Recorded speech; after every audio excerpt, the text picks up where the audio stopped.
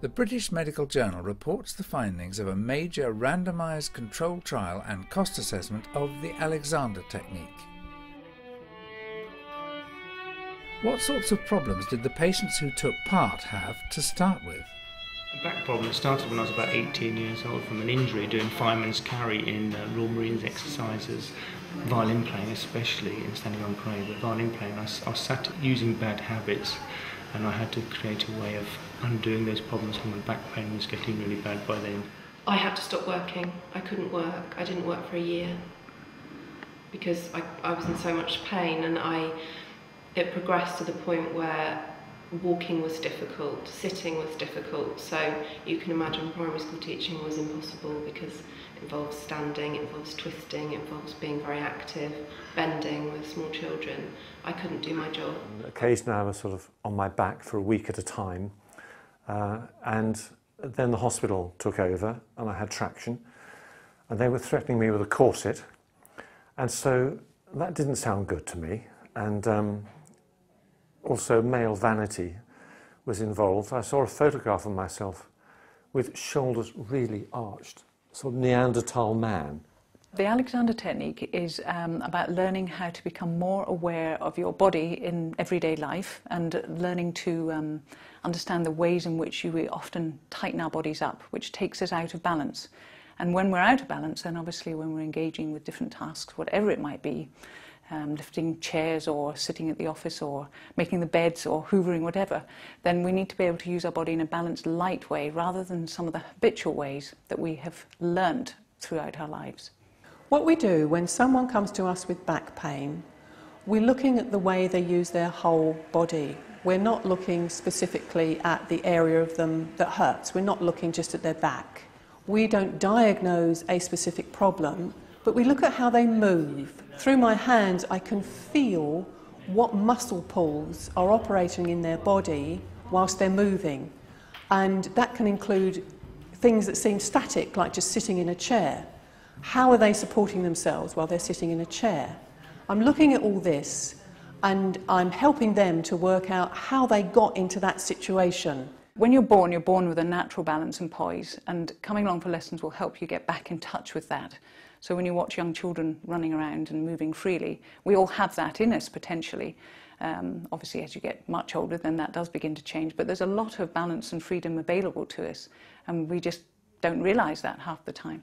I got involved in the research through knowing Paul Little. I knew Paul because his wife Alison had had severe back pain, and both Alison and her mother had Alexander lessons. So Paul saw at first hand two people to whom he was very close benefit hugely. Paul Little was the leading author on both of the BMJ's reports, and he knows such studies must be conducted with scientific rigour. I would expect people to be sceptical. I'm a sceptical chap myself. I'm a professional researcher as well as being a GP, and you should be sceptical. I think there are a lot of complementary things on offer, and patients and doctors want to know what actually works, and the only real way of showing what works is reasonable research. So I think it's important to have good evidence for both patients and doctors. An objective measure of disability and pain was used to evaluate the cost-effectiveness of the Alexander technique and other interventions. The results that we get from it with a large trial are likely to be robust.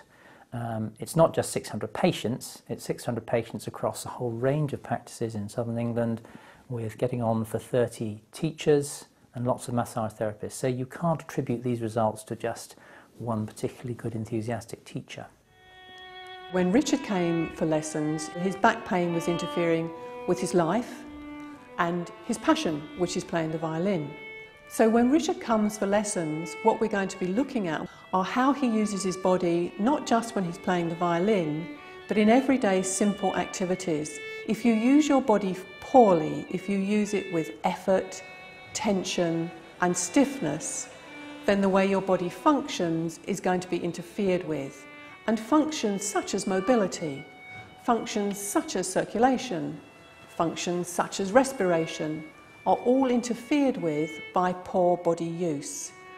The first few Alexander technique lessons with added exercise seemed to make a real difference to most subjects. After the first lesson, I felt completely different, just a great sense of lightness and feel taller, and everything just feels easier. For me, that was the brilliant thing about the technique, that as you keep having lessons, what you learn means that you can really maintain that sense of balance and lightness when you're on your own. What really made sense to me about the technique was the idea that it was something that I was doing myself, and that I could get an awareness of what it was I was doing and stop doing it, basically. Debbie Sharp was another key author of the BMJ papers. The way that we used the Alexander technique in the study was very much to give people the opportunity to learn for themselves some ideas how they might look after their back, not just when they're having the lessons, but later on. I think that's why we found an effect at 12 months. People weren't having lessons at 12 months, but if their back problem had persisted, they could use the Alexander technique, or if their back problem had recurred, they could recall the skills and get on and start to do some practicing again.